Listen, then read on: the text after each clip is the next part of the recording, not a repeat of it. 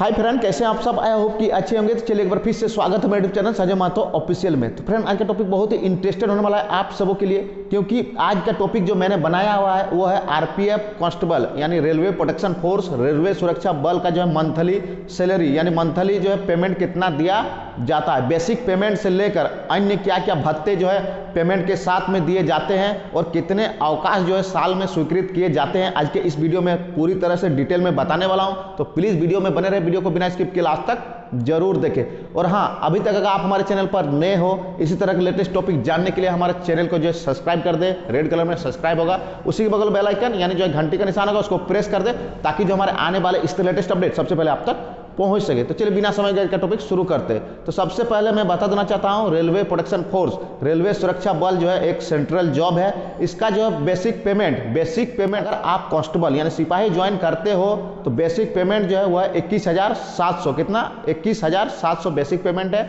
RPF constable यानी सिपाही का ग्रेड पे जो है वो है 2000 का होता है। यह जो जॉब होता है यह ग्रुप सी का जॉब होता है। ग्रुप सी का जो है ग्रुप सी लेवल का जो है आरपीएफ कांस्टेबल जो है जॉब होता है। तो अब आते हैं बेसिक पेमेंट, जैसे कि मैंने बताया 21,700।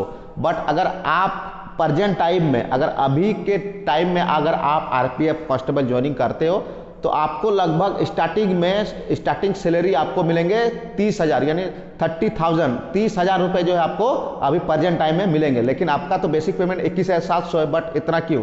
तो क्या क्या भत्ते मिलेंगे ये आज मैं आप सबको बताने वाला हूँ। किस कारण जो है 21,700 से बढ़कर जो है आपको 30,000 पेमेंट मिलेंगे अगर आप इस टाइम ज्वाइनिंग करते हो तो जैसा कि मैंने अभी बताया बेसिक पेमेंट 21,700, बट इसके अलावा आपको भोजन भत्ता यानी फूड अलाउंस जो दिए जाते हैं वो है 3636 रुपये। आपको सालाना भोजन के लिए जो है फूड अलाउंस जो है आपको 3,636 रुपये दिए जाते हैं। तो इसमें ऐड हो जाता है पेमेंट में, आपको जो है जोड़ के दिए जाते हैं। उसके बाद आ जाते हैं होम रेंट अलाउंस, HRA जिसको बोलते हैं होम रेंट अलाउंस।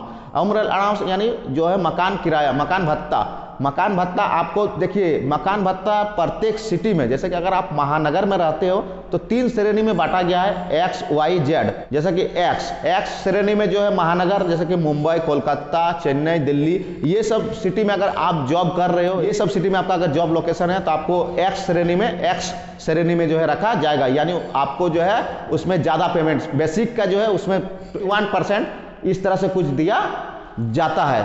तो जिस तरह से आपका सिटी रहेगा उस हिसाब से जो है आपका जो है होम HRA जो है दिया जाता है।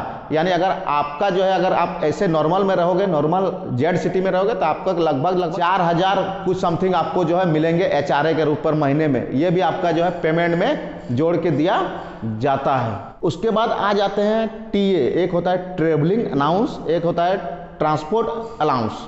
देखिए ट्रेवलिंग अलाउंस जैसे कि आप यात्रा भत्ता आपको दिया जाता है, एक है ट्रांसपोर्ट, जैसे कि स्कॉट रेलवे में अगर आप आरपीएफ में प्रस्थापित हो तो आप जो है रेलवे का जो स्कॉट करते हो उसके बदले जो है आपको एक्स्ट्रा जो है TA ट्रेवल अलाउंस दिए जाते हैं। उसमें आपका जो है पेमेंट में आपको ऐड करके जो है दे दिया जाता है। इसी तरह से आपके जितने भी मतलब पेमेंट, बेसिक पेमेंट है, मूल पेमेंट से लेकर जो है जितने भी एक्स्ट्रा भत्ते हैं सारे आपको महीने में ऐड करके दिए जाते हैं। इसीलिए जो है महीना जो है बेसिक पेमेंट से अधिक मिलता है। बट अगर आप जैसे कि ट्रेनिंग पीरियड में हो यानी प्रशिक्षण में हो तो आपको जो है सिर्फ और सिर्फ जैसे कि आपका जो बेसिक पेमेंट है और जो आपका फूड अलाउंस यानी आपको जो ट्रांसपोर्ट TA वाला जो मैंने बताया TA ट्रेवल अलाउंस या फिर ट्रांसपोर्ट अलाउंस, ये सब अलाउंस आपको नहीं दिए जाते प्रशिक्षण के दौरान। इसलिए जो आपका बेसिक पेमेंट है और जो फूड अलाउंस है ये सब आपको दिए जाते हैं। तो जैसा कि आरपीएफ कांस्टेबल में जो है मेडिकल यानी चिकित्सा अलाउंस नहीं दिया जाता है, जैसे कि स्टेट पुलिस में दिया जाता है कुछ 1,000 रुपये ऐसा कुछ दिया जाता है स्टेट पुलिस में, बट सेंट्रल पुलिस आरपीएफ में जो है मेडिकल अलाउंस नहीं दिया जाता है। अब रहा इंक्रीमेंट साल में कितना बार लगता है? तो इंक्रीमेंट जो है साल में एक बार लगता है, वो सेंट्रल फोर्स हो या फिर स्टेट गवर्नमेंट का जॉब हो, सेंट्रल गवर्नमेंट का जॉब हो या फिर स्टेट गवर्नमेंट का जॉब हो, दोनों में ही जो है साल में इंक्रीमेंट वन टाइम एक बार जो है लगता है। उसके बाद आ जाते हैं DA या जिसको हम लोग महंगाई भत्ता बोलते हैं। महंगाई भत्ता साल में 2 बार 2 टाइम जो है बढ़ता है। महंगाई भत्ता 2 बार जो है लगाया जाता है साल में। तो महंगाई भत्ता जैसे कि जो है आपका बेसिक पेमेंट उस हिसाब से जो है महंगाई भत्ता जो है बढ़ाया जाता है। तो जैसा कि इंक्रीमेंट लगता है वो आपका बेसिक पेमेंट में बढ़ता है। जैसे कि अगर आपका 21,700 है तो आपका अगला साल जो इंक्रीमेंट लगेगा वो आपका बेसिक पेमेंट में ऐड हो जाएगा। यानी आपका जो इंक्रीमेंट लगता है वो आपका बेसिक पेमेंट में ऐड हो जाता है। जैसे कि अभी 21,700, फिर आपका अगर 700 अगर ऐड होता है तो आपको 21,800 हो जाता है। इस तरह से 22,800, इस तरह 23,000, इस तरह से इंक्रीमेंट जो लगता है साल में एक बार, वो आपका बेसिक पेमेंट में जो है ऐड हो जाता है। चलिए अब आपका डाउट क्लियर हो गया होगा।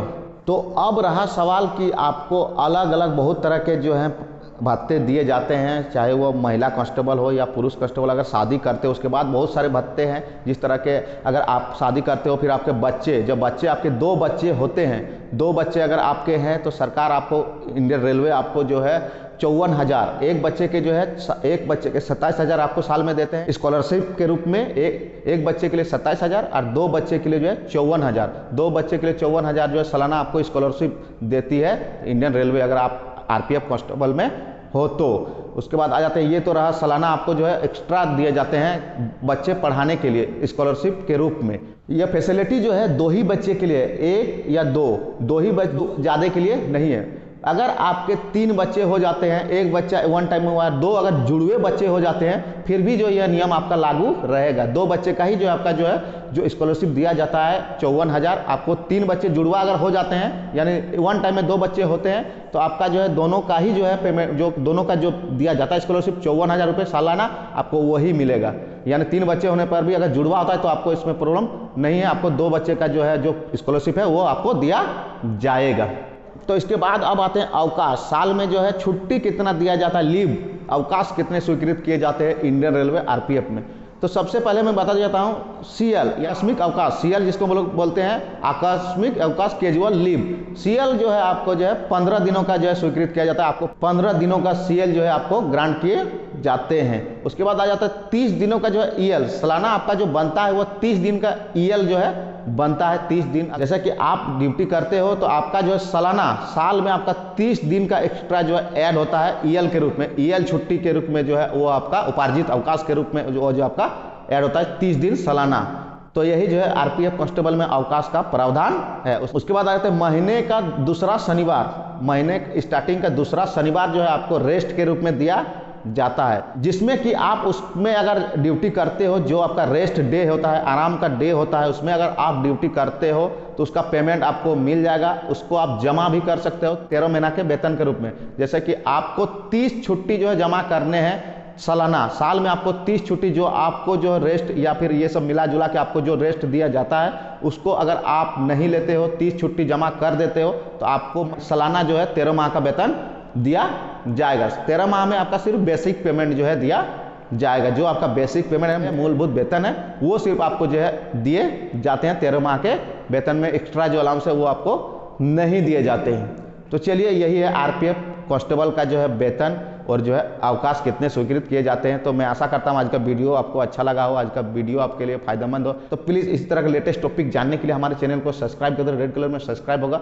उसी के बगल में बेल आइकन यानी घंटी का निशान होगा, उसको प्रेस कर दे, ताकि जो हमारे आने वाले इस तरह लेटेस्ट अपडेट सबसे पहले आप तक पहुँच सके। तो चलिए, काफ़ी प्यार और सपोर्ट मिल रहा है, इसी तरह से प्यार और सपोर्ट जो है बनाए रखे। Thank you for watching.